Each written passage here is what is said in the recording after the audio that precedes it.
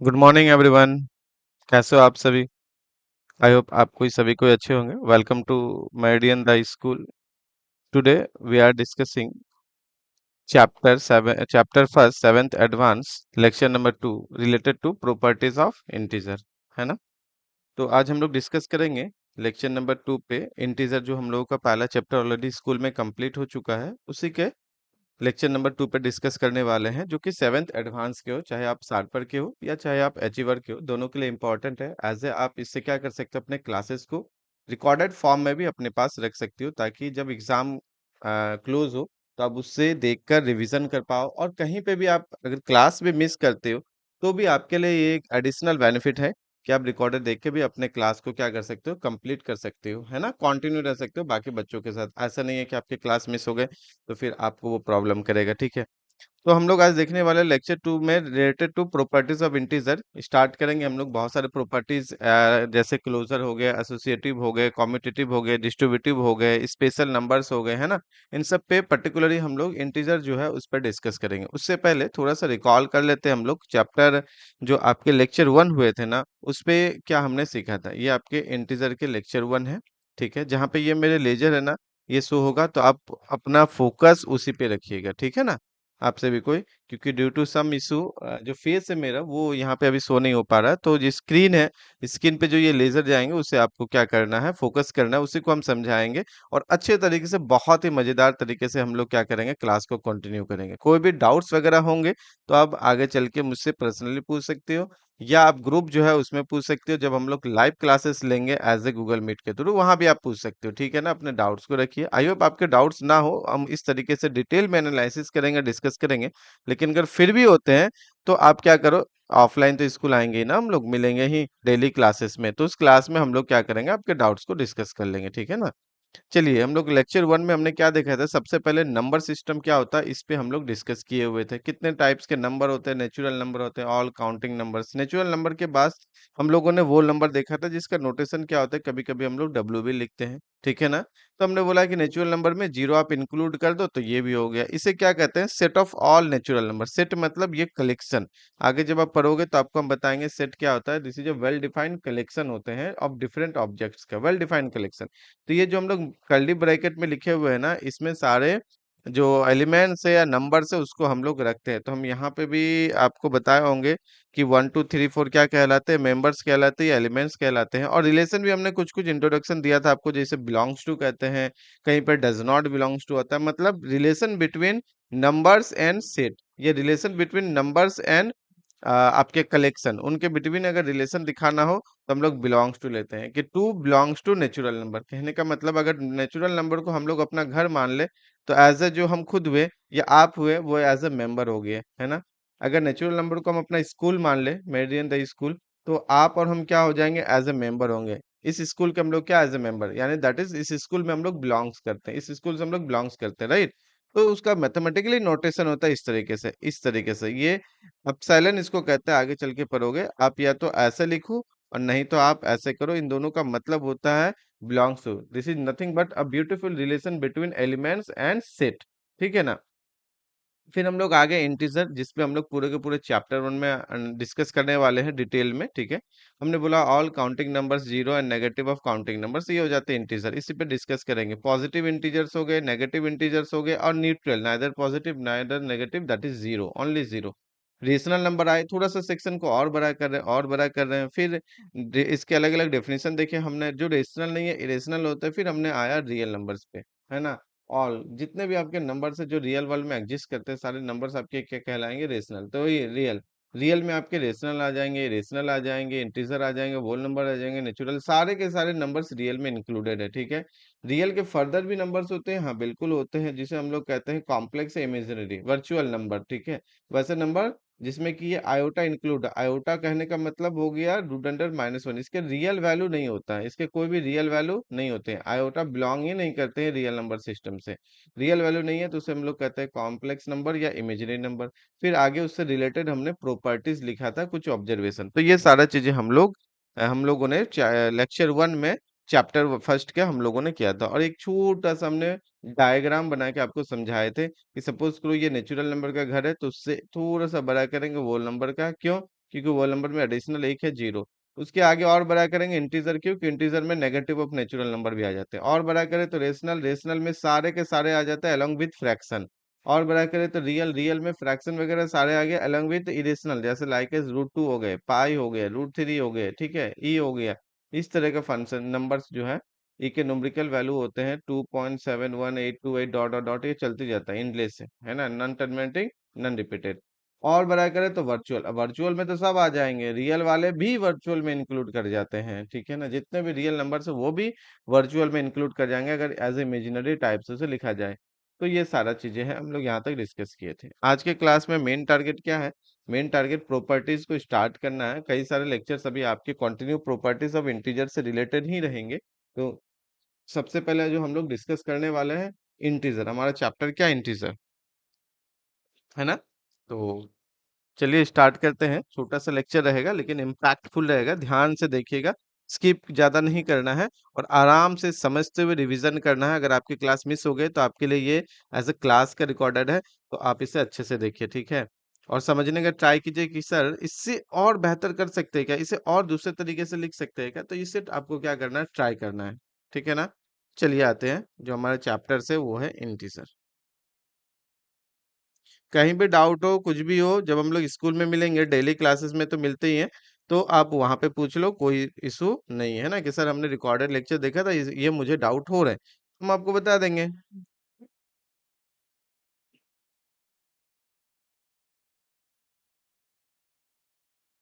Integers, जैसे कि last में हमने डेफिनेशन में आपको लिखाया था, लेक्चर नंबर 1 पे इंटीजर का डेफिनेशन, बस वही है। इसको हम थोड़ा सा दूसरे तरह से फॉर्म में कर देते हैं, और कुछ नहीं। सेट ऑफ इंटीजर्स और कलेक्शन ऑफ इंटीजर्स, क्या बोले थे, all counting number zero and negative of counting numbers are called integers, ये इंटीजर कहलाएंगे, ऑल काउंटिंग नंबर, ठीक है। तो इंटीजर्स क्या बोल सकते हैं, वही वाले, एक काम करें सर, इसी को पूरा पिक कर ले क्या यहाँ से, सही तो है, अच्छा तो लग रहा है, हाँ कर लेते हैं, क्या दिक्कत है।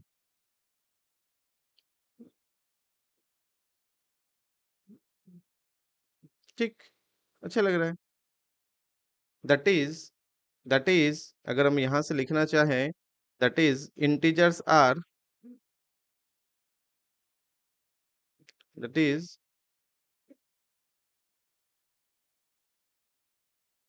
इंटीजर्स आर, इतना तो पक्का चल गया है कि सर ये वोल नंबर है, बिल्कुल। नेगेटिव ऑफ, ये वोल नंबर है, सारा वोल नंबर्स क्या है, इंटीजर, ये तो integer are whole numbers, okay. दूसरा, ये फ्रैक्शन नहीं है,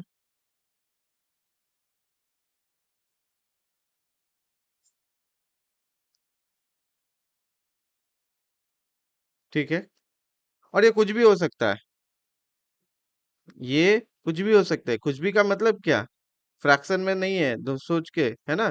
तो आर नंबर्स दैट कैन, क्या क्या हो सकता है, positive, that can be positive,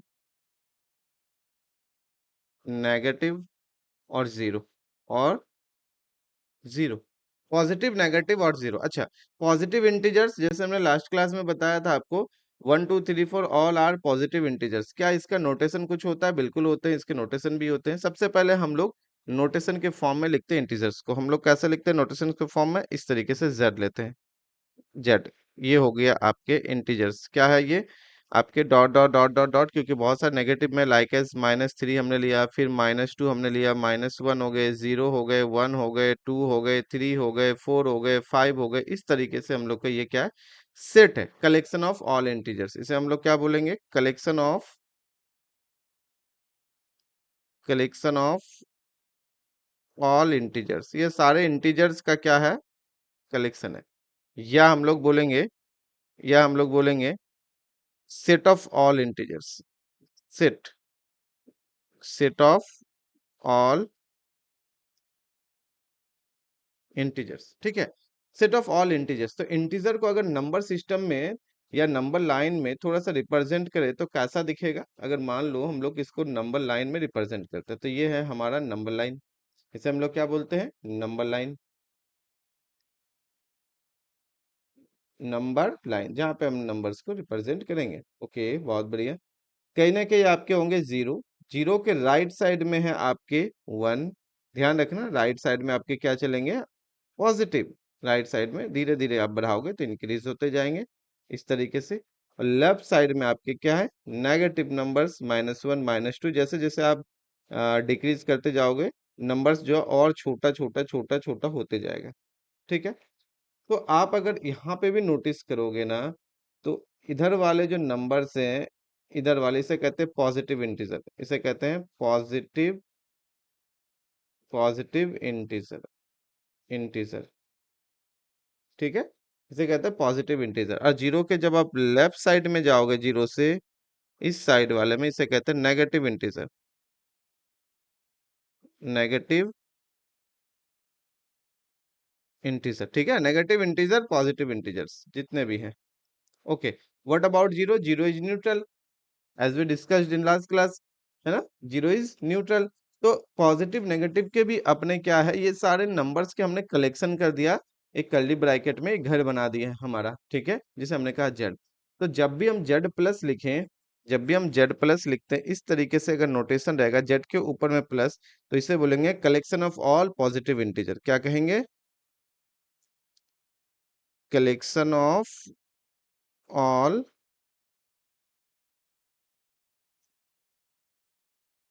positive integers. Okay, collection of all positive integers आपको कैसे शो होंगे? लाइक एस 1 2 3 4 5, ये collection of all positive integers, जिसे आप सिंबॉलिकली नेचुरल नंबर भी बोल सकते हो। Collection of all positive integers कहने का मतलब नेचुरल नंबर। दैट मीन्स कि क्या, सर आप जेड प्लस को एन बोल रहे हो? हाँ बिल्कुल, जेड प्लस एन ही होता है। ठीक है, जेड प्लस क्या होता है, एन ही होते हैं। अच्छा, एक और है आपके पास वहां पे, क्या है, अगर हमने लिख दिया जेड माइनस इस तरीके से, सब अपर साइड में जेड माइनस, तो इसका मतलब क्या हो जाएंगे, कलेक्शन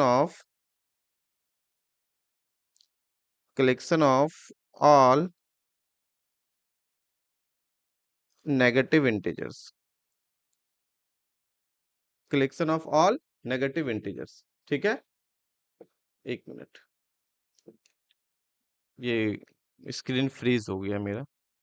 आपको हो सकता है कि इंटीजर्स के पॉजिटिव के बाद ना दिख रहा हो, थोड़ा सा स्क्रीन फ्रीज हो गया, वेट।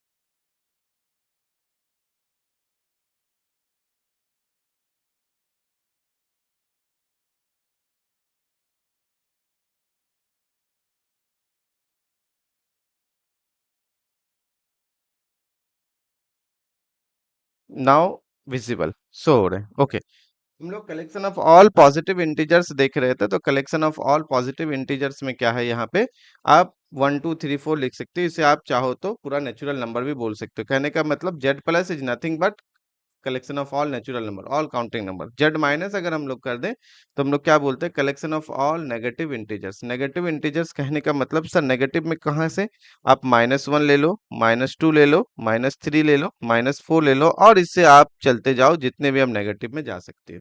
Okay, Z minus. अच्छा, अब एक आता है non negative integer and non positive integer. ये क्या होता है, non negative and non positive? दो इंपॉर्टेंट पॉइंट्स हैं, उसे भी हम लोग देखना चाहेंगे। ठीक है, अच्छा आप इसे ना सिंबॉलिकली लिखना चाहोगे तो इसे आप लिख सकती हो नेगेटिव ऑफ नेचुरल नंबर, ऐसा भी कर सकती हो। जेड माइनस को क्या कर सकती हो, negative of natural number. Z plus को आप कर सकते हो पॉजिटिव ऑफ नेचुरल नंबर, इस तरीके से। ठीक है, तो ये हो गया। अब आते हैं non negative. Non negative, non negative integers. Non negative integers कहने का मतलब हो जाएगा, नन नेगेटिव इंटीजर्स कौन कौन से होंगे? नन नेगेटिव इंटीजर्स आर होते हैं आपके, हो जाएंगे 0 1 2 3 4 डॉट डॉट डॉट डॉट। तो सर ये पॉजिटिव इंटीजर्स और नन नेगेटिव में फर्क क्या है?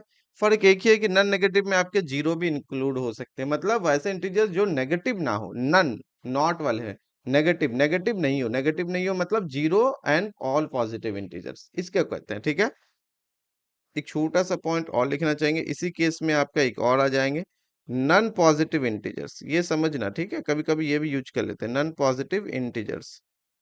एडवांस में जब आप एनएमटीसी या आईएमओ को प्रिपरेशन करोगे, आप में से बहुत कोई कर भी रहे हो, उनके लिए भी ये बेसिक वाले जो लेक्चर से रिवीजन बहुत इंपॉर्टेंट है, तो आप लोग जरूर रिवीजन कीजिएगा। नॉन पॉजिटिव इंटीजर्स आर, क्या हो जाएंगे, इसमें भी जीरो इंक्लूड रहेंगे, उसके अलावा पॉजिटिव नहीं होने चाहिए सारे, मतलब जीरो हो सकते हैं, हाँ हो सकते हैं। उसके अलावा -1, -2, -3, -4, -5, इस तरीके से ये आपके चलते रहेंगे, and so on. All are non negative, non positive, ये सारा चीजें हो गया। और zero, zero is neutral, zero is neither positive not negative. In case zero के राइट साइड पॉजिटिव, जीरो के left side negative, zero is neutral, neither negative not positive. तो I hope आपको पॉजिटिव इंटीजर के collection, negative integer के collection, non negative integers, non positive integer समझ में आ गया होगा। अब हम लोग चलते हैं, एक छोटा सा ऑब्जर्वेशन है, मैथमेटिकल ऑपरेशन क्या होता है उसको भी समझना है। मैथमेटिकल ऑपरेशन, इसको हम यहाँ पे लिखते हैं ऐसे। अगर हम यहाँ पे डिस्कस करें addition, comma, subtraction, comma, multiplication, ठीक है, एंड डिवीजन, ये क्या कहलाते हैं, all are known as mathematical operation, all are known as mathematical operation. Important है, क्यों इम्पॉर्टेंट है, क्योंकि अभी जो हम लोग वर्क करेंगे इसी पे वर्क करेंगे, ठीक है। आपको मैथमेटिकल ऑपरेशन पता होने चाहिए क्या होते हैं, जिसको कहते हैं addition, subtraction, multiplication and division, all are known as mathematical operation. I hope आपको ये दिख रहा होगा, क्लियर है। तभी हम लोग चल पाएंगे, जो आज के मेन टारगेट है प्रॉपर्टीज ऑफ इंटीजर, उसमें हम लोग डिस्कस करेंगे सबसे पहले closure property. What do you mean by closure, ठीक है। फिर हम लोग आगे डिस्कस करेंगे एसोसिएटिव, फिर आगे डिस्कस करेंगे, जैसे जैसे आपके क्लासेस आगे इंक्रीज होते जाएंगे हम लोग अलग अलग डिस्कस करते जाएंगे। आई होप अभी तक आपको इंटीजर क्लियर है, और इंटीजर में ही डिस्कस अभी हम लोग कर रहे हैं लेक्चर नंबर 2 में, ठीक है ना। स्किप नहीं करना है वीडियो को, आराम से सोचना है। कहीं पे भी अगर आपको मिस हो रहा है, नहीं समझ में आ रहा, वीडियो को पॉज कीजिए, फिर उसको अच्छे से देखिए, फिर प्ले करके आगे देखिए, है ना। जब हम आपको क्वेश्चन देंगे आप वीडियो को पॉज करोगे, राइट, फिर उसको आप खुद से सॉल्व करने का ट्राई करोगे, नहीं सॉल्व हो रहा है अगर, तो फिर आप प्ले करके वापस देख सकते हो कि हमने कैसे सॉल्व किया। अगर आपके सॉल्व हो गए तो आप उसको रिचेक कीजिए कि सर ने कैसे सॉल्व किया, दोनों के सेम है या ऑब्जर्वेशन क्या है, क्या सेम पैटर्न से हुआ है कि डिफरेंट अलग अलग मेथड यूज हुआ है, ठीक है। ये सारा चीजें हम लोग डिस्कस करेंगे, ओके। चलिए, ज्यादा वेस्ट टाइम नहीं करते, हम लोग सीधे चलते हैं properties of integer.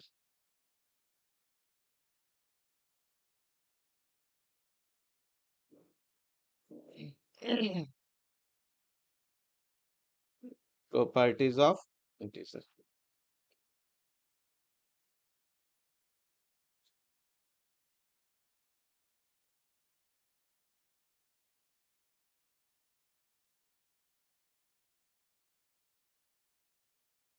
Properties of integer, properties of integers, सबसे पहले उसमें देखने वाले हैं हम लोग प्रॉपर्टीज ऑफ इंटीजर में, सबसे पहले हम लोग देखेंगे closure property. Properties of integer में सबसे पहले क्या देखेंगे, क्लोजर, क्लोजर प्रॉपर्टी या क्लोजर लॉ भी कहते हैं, क्लोजर प्रॉपर्टी या क्लोजर लॉ।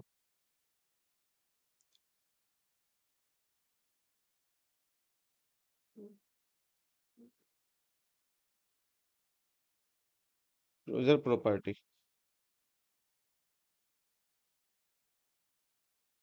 या क्लोजर लॉ,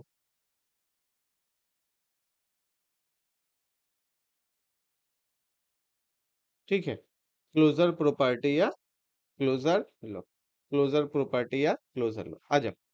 अब एक चीज नोट करो, बिलोंग्स टू हम आपको लास्ट क्लास में बता चुके हैं, कुछ इंपॉर्टेंट नोटेशन भी कर ले क्या, कुछ इंपॉर्टेंट नोटेशन इससे पहले, प्रॉपर्टीज ऑफ इंटीजर से पहले, बिलोंग्स टू क्या है, डज नॉट बिलोंग्स टू क्या है, फॉर ऑल क्या है।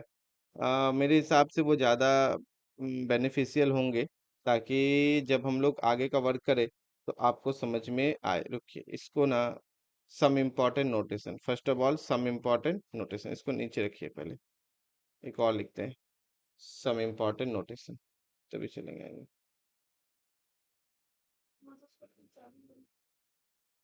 इतना से पोडियम तक।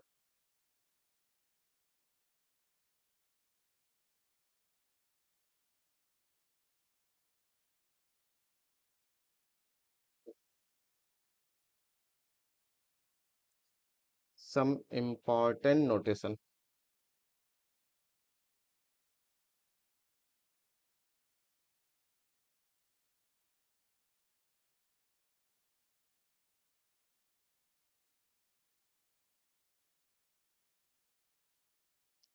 सबसे पहले फर्स्ट हमने आपको अभी तक डिस्कस किए थे, इस तरीके से लिखो या आप इसे ऐसा लिखो। इसे कहते हैं हम लोग बिलोंग्स टू। क्या कहते हैं? Belongs to. इसे कहते हैं हम लोग बिलोंग्स टू।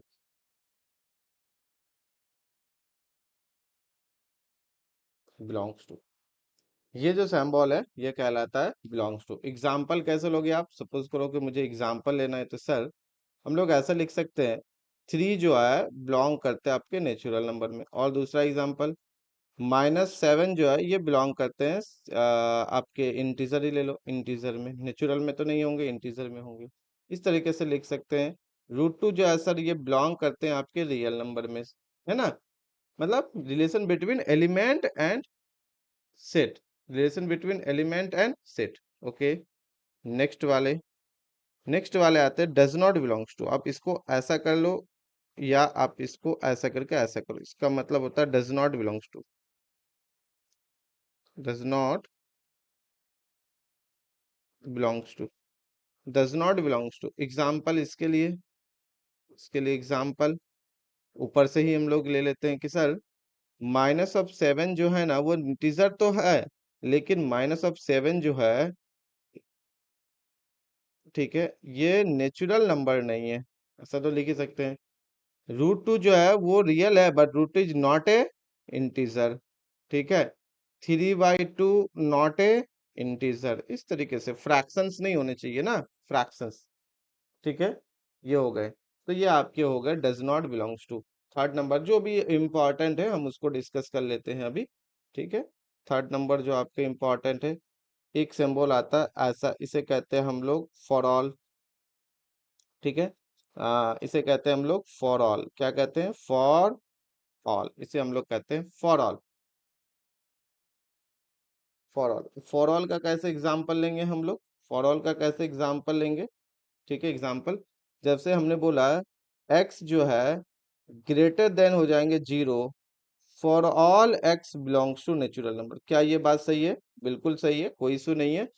ये स्टेटमेंट कहता है, स्टेटमेंट जो है कहता है x greater than 0 for all x belongs to natural number. बिल्कुल सही है, बिल्कुल सही है।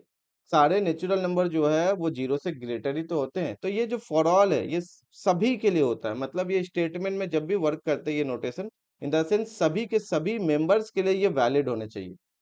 सभी के सभी मेंबर्स के लिए वैलिड होने चाहिए।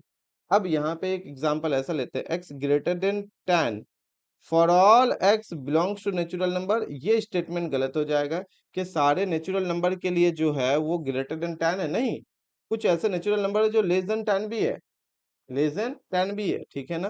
तो इस स्टेटमेंट को समझना है। इंपॉर्टेंट नोटेशन, हो सकता है प्रॉपर्टी तक ना जा पाए, नोटेशन में ही इंड करे, लेकिन ये नोटेशन बहुत बहुत बहुत इंपॉर्टेंट है, स्पेशली फॉर आईएमओ, एनएमटीसी, इन सब के कॉम्पिटिटिव एग्जामिनेशंस के लिए, है ना, आपके स्किल के लिए। तो ये स्टेटमेंट जो है आपके सही है। दूसरा एग्जाम्पल, सपोज करो हमने लिखा एक्स ग्रेटर देन 15 और लिखा for all x belongs to natural number. क्या ये स्टेटमेंट सही है? नहीं सर, ये स्टेटमेंट जो है ना आपके रॉन्ग है। क्यों? क्योंकि मेरे पास जो है x10 भी है, x3 भी है, x7 भी है, ये सारे नेचुरल नंबर है जो कि लेस देन 15 है। तो आपने बोला फॉर ऑल, सभी के लिए होना चाहिए। क्या सारे के सारे नेचुरल नंबर 15 से ग्रेटर है? आंसर है रॉन्ग। तो this the statement is wrong. The statement is wrong. The statement is true. तो हम लोग बोल सकते हैं दिस इज ट्रू स्टेटमेंट। तो हम लोग ऐसा बोल सकते हैं इसमें ट्रू स्टेटमेंट, ट्रू स्टेटमेंट। और इसे हम लोग बोल सकते हैं wrong statement, wrong statement. True statement, wrong statement, true statement, wrong statement. आई होप आपको समझ में आ रहा है। ठीक है। चलिए थोड़ा सा और आगे बढ़ा जाए। नंबर फोर्थ, नंबर फोर्थ में हम लोग चलते हैं। एक सिंबल आता है देयर एग्जिस्ट, इसको कहते हैं देयर एग्जिस्ट। देयर एग्जिस्ट इसका मतलब क्या होता है, इसका एग्जांपल देयर एग्जिस्ट मतलब एटलीस्ट कम से कम एक के लिए भी वैलिड हो जाए तो काम हो जाए। एग्जांपल जैसे हमने बोला there exist, there exist x, there exist x, there exist से पहले ना एक सच दैट आता है, उनको करते हैं। सच दैट का यहाँ पे यूज करके आपको और अच्छे से बता देंगे। सच दैट भी एक होते हैं। कभी भी ये सिंबल इस तरीके से रहे या ऐसे एक लाइन रहे, इसे कहते हैं हम लोग सच दैट। क्या कहते हैं? Such that. ये स्टेटमेंट के अंदर आता है, सेट के अंदर आते हैं, ठीक है, स्टेटमेंट के अंदर आते हैं, ठीक है, सच दैट। इसका एग्जांपल कैसे समझाएंगे? इसका एग्जांपल सच दैट, इसको लैंग्वेज में भी लिखते हैं इस तरीके से, या दो पॉइंट्स देके या सिंबॉलिकली, ठीक है। हम आपको बताते हैं कि वैसे एक्स का कलेक्शन करो आप नेचुरल नंबर में, सच दैट, सच दैट एक सेट के अंदर लेते हैं। हमने एक कलेक्शन आपको बनाने बोले, एक आपको क्या बोले, एक कलेक्शन बनाओ। इस तरीके से हमने बोला कि आप एक कलेक्शन लो, वैसे नेचुरल नंबर का आपको कलेक्शन करना है सच दैट कि एक्स जो है ना आपके 5 से छोटा हो। X belongs to natural number such that, condition है, ये कंडीशन है कि एक्स 5 से छोटा हो। ये जब भी सच दैट का यूज होते हैं, ये दो डॉट या एक छोटा सा लाइन, स्ट्रेट लाइन जैसा, है ना, वर्टिकल स्ट्रेट लाइन, इसे कहते हैं सच दैट। तो कब यूज हो रहा है? हमने बोला ए कोई ना आपका कलेक्शन है, मेंबर्स का कलेक्शन है, नेचुरल नंबर के मेंबर्स का कलेक्शन है, सच दैट इस प्रकार से कि एक्स लेस देन 5 हो। अल्टीमेटली एक्स क्या क्या होंगे? तो कहता है सर जब x नेचुरल नंबर से है, 5 से छोटा है, नेचुरल नंबर आपके 1 से स्टार्ट होते हैं, है ना, स्मॉलेस्ट नेचुरल नंबर, फिर आते हैं 2, फिर आते हैं 3, फिर आते हैं 4। आपने कहा 5 से छोटा, तो 4 तक रुक जाएंगे, स्टक हो जाएंगे, उसके आगे नहीं जाना है मुझे, क्योंकि 5 लेंगे तो इक्वल हो जाएंगे।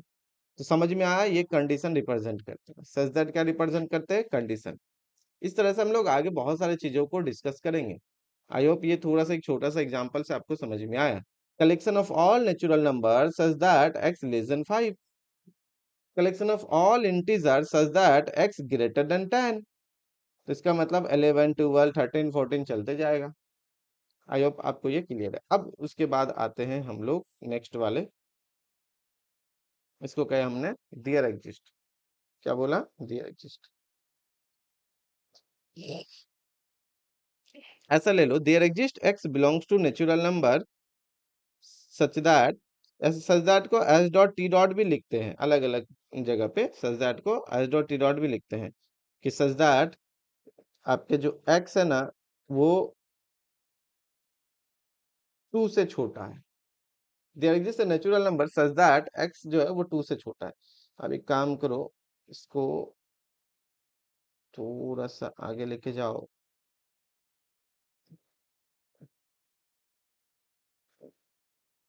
और यहाँ पे एक और लगाओ, S dot T dot. S dot T dot का भी मतलब सच दैट होता है। शॉर्टकट में हम लोग बहुत यूज करने वाले हैं। एक वर्टिकल लाइन छोटा सा ले लो, वो भी सच दैट हो गए, और आपके दो डॉटेड है, ये भी सच दैट हो गए, ठीक है।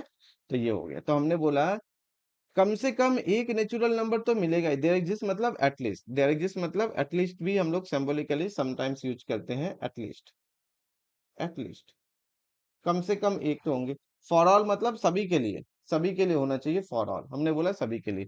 तो there exist a natural number such that x less than 2, क्या ये सही बात है? हाँ, 2 से छोटा आपको नेचुरल नंबर मिलेंगे, कम से कम एक, ज्यादा से ज्यादा भी हो सकता है, हाँ मिलेंगे ना। X equal to 1 natural number है जो कि 2 से छोटा है, तो दिस इज ट्रू स्टेटमेंट। 2 के जगह आप 3 भी लिख सकते हो, कोई प्रॉब्लम नहीं है। क्या ऐसे नेचुरल नंबर मिलेंगे जो 3 से छोटा हो? कम से कम एक मिलने चाहिए, एटलीस्ट मिलने चाहिए। तो हाँ मिलेंगे ना, x equal to 1, x equal to 2, जो कि नेचुरल नंबर है 3 से छोटा। तो ये जो स्टेटमेंट है ये ट्रू स्टेटमेंट है, इसे हम लोग क्या बोलेंगे? True statement. क्या बोलेंगे? True statement, true statement, right. अब दूसरा एग्जांपल देखते हैं सर, दूसरा एग्जांपल देखा जाए, हाँ बिल्कुल। एग्जांपल नंबर 2, ये एग्जांपल नंबर 1, ये सारे example, example number 2, example number 1, example number 2।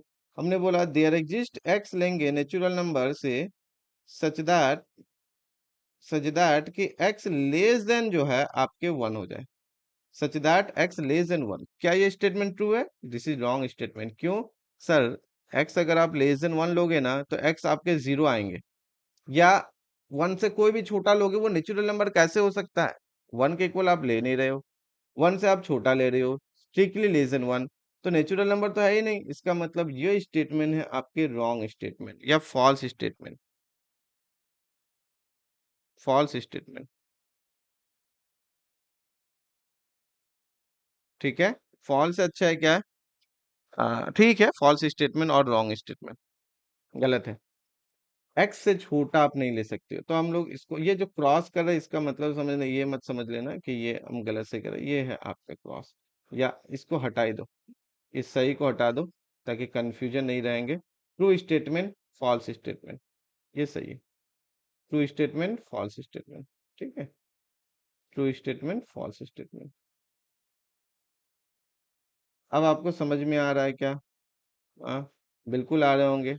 ठीक है, थोड़ा थोड़ा थोड़ा थोड़ा करके हम लोग आगे बढ़ेंगे। और भी बहुत सारे नोटेशन है, हमने कुछ नोटेशन जो इंपॉर्टेंट है, belongs to, does not belongs to, for all, such that, there exist, जो कि अभी फर्स्ट में ही यूज होते हैं, अक्सर हम लोग यूज करने वाले हैं प्रॉपर्टीज वगैरह में। ठीक है ना? वैसे तो नोटेशन भरा पड़ा है, बहुत सारे नोटेशन आएंगे। देयर डज नॉट एग्जिस्ट भी है, देयर डज नॉट एग्जिस्ट भी, जब हमने देयर एग्जिस्ट किया तो आ जाओ देयर डज नॉट एग्जिस्ट भी कर लेते हैं। ठीक है, इस तरीके से उल्टा ई लिखना है आपको, उल्टा ई, और इसको काट देना है। ठीक है ना? एक बार और कर देते हैं, ऐसा करके काट दो। इसको बोलते हैं दियर डज नॉट एग्जिस्ट, दियर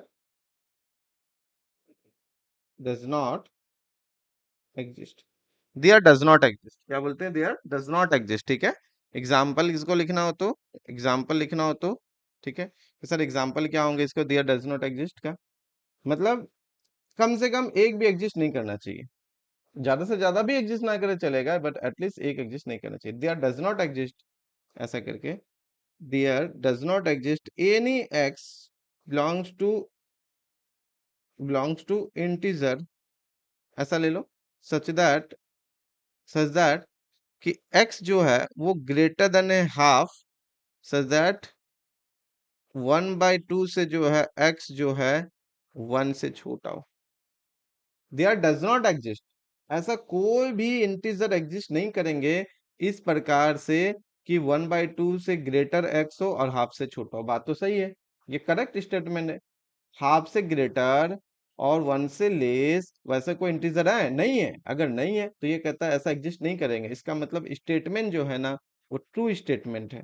ये समझिएगा, थोड़ा सा कंफ्यूजिंग कर सकता है ना? गलत को सही, सही को गलत नहीं कर देना, ये स्टेटमेंट करेक्ट है। ठीक है, ये स्टेटमेंट क्या आपके करेक्ट है। एग्जाम्पल ले रहे हैं हम लोग, अब एग्जाम्पल में भी 2 डॉट हम लगा देते हैं, इसका मतलब ये नहीं समझिएगा कोई सच दैट है, नहीं, कंडीशन के अंदर होना चाहिए, कलेक्शन के अंदर रहता है, सच दैट कलेक्शन के अंदर रहता है। बाहर जो हमने एग्जांपल में ऐसे कर देते वो तो मेरा लिखने का तरीका होता है, इसलिए आप चाहो तो उसे इरेज ही कर दो ताकि आपको कंफ्यूजन ना हो। ये वाले जो हम लिखते हैं अक्सर ना, तो ये सच दैट को नहीं समझना है, ये लिखने का वे होता है थोड़ा सा अपना आदत। ठीक है, इसे सच दैट नहीं समझिएगा। हम्म, ओके, तो ये स्टेटमेंट आपके क्या हो जाएंगे? हमने बोला this is a true statement, true statement, true statement. Okay, अब एग्जाम्पल एक हो गए, example number second, example first, example second, there does not exist x belongs to Z, बस इसी में थोड़ा सा हम आगे इंक्लूड करते हैं, सच दैट 1/2 से एक्स के वैल्यू 3 तक हो। कहता है एक भी नेचुरल नंबर नहीं मिलेंगे जो कि एक्स, ऐसा एक भी नहीं मिल, सॉरी, एक भी इंटीजर नहीं मिलेंगे जो हाफ से ग्रेटर और 3 से छोटा। ये रॉन्ग स्टेटमेंट। अरे भाई मिल जा रहा है, कौन सा 2 मिल रहे हैं, 1 मिल रहे हैं, ऐसे दो इंटीजर हैं हमारे पास, दो इंटीजर है हमारे पास जो कि 1/2 से ग्रेटर है और 3 से लेस है। आप बोल रहे हो कि एक भी नहीं मिलेंगे, देयर डज नॉट एग्जिस्ट, एक भी नहीं मिलेंगे, ऐसा थोड़ी है, एटलीस्ट दो तो मिल ही रहे हैं। इसका मतलब ये स्टेटमेंट जो है आपका फॉल्स है या रॉन्ग स्टेटमेंट है। ये स्टेटमेंट आपके क्या है? फॉल्स है या रॉन्ग स्टेटमेंट है। ठीक है, तो आई होप ये आपको समझ में आ रहा है, इसे अच्छे से समझना है हमने अलोंग विथ नोटेशन, और साथ ही साथ रिलेटेड टू सम एग्जाम्पल्स, हमने आपको एग्जाम्पल भी यहाँ पे समझाया है और आपको नोटेशन भी अच्छे से समझा दिया है। तो ये आपके लिए बहुत अच्छे से क्लियर होंगे, स्पेशली फॉर एनएमटीसी के लिए भी इम्पोर्टेंट है, ठीक है ना। उसके भी क्लास में हमने ये समझाया था, ताकि जब आगे के क्वेश्चन हम करेंगे, डिस्कस करेंगे, आप कैसे करोगे, कभी भी अगर फॉर ऑल यूज हो जाए, बिलोंग्स टू यूज हो जाए, या does not belongs to use हो, बिलोंग्स टू यूज हो, सच दैट यूज हो, देयर एग्जिस्ट यूज हो जाए, या there does not exist use हो जाए, आप क्या कर सकते हो, इजिली वहां पे लिख सकते हो, समझ सकते हो कि इसका मतलब क्या है, कि सर ने इसका मतलब क्या लिखा है, ठीक है। और भी जैसे जैसे नोटेशन आते जाएंगे, इंपॉर्टेंट नोटेशन, अगर क्वेश्चन में रिक्वायरमेंट हो, हम आपको वो समझाते चलेंगे। आज का क्लास हम लोग यहीं तक रखते हैं, कल हम लोग डिस्कस करते हैं प्रॉपर्टीज ऑफ इंटीजर पे। आज के क्लास से इसे हटा देते हैं, ठीक है ना। बाकी हम लोग कल स्टार्ट करेंगे क्लोजर प्रॉपर्टी। आई होप यहाँ तक आपको सारी चीजें समझ में आ गया होगा। कोई भी डाउट्स होंगे, कोई प्रॉब्लम नहीं है, स्कूल में हम लोग अपने डाउट्स को क्या करेंगे, क्लियर करेंगे, ठीक है। लेकिन अगर आप यहाँ से अच्छे से कर लेते हो, तो आपको एग्जाम के लिए भी अच्छे से प्रिपरेशन हो जाएंगे। साथ ही साथ जिन बच्चों के क्लास मिस हो चुके हैं, स्कूल किसी रीजन, किसी वैलिड रीजन से आप नहीं आ पाए, तो आपके लिए एज ए ये रिवीजन क्लास का भी वर्क करेगा, ठीक है। ओके, मिलते हैं हम लोग एक न्यू लेक्चर, लेक्चर नंबर 3 में प्रॉपर्टीज ऑफ इंटीजर के साथ बहुत अच्छे से डिस्कस करेंगे। तब तक आप अच्छे से अपना पढ़ाई कीजिए, है ना, अच्छे से स्कूल आइए और अपना हेल्थ हेल्थ का भी ध्यान रखिए। ओके, हाँ, बाय, थैंक यू।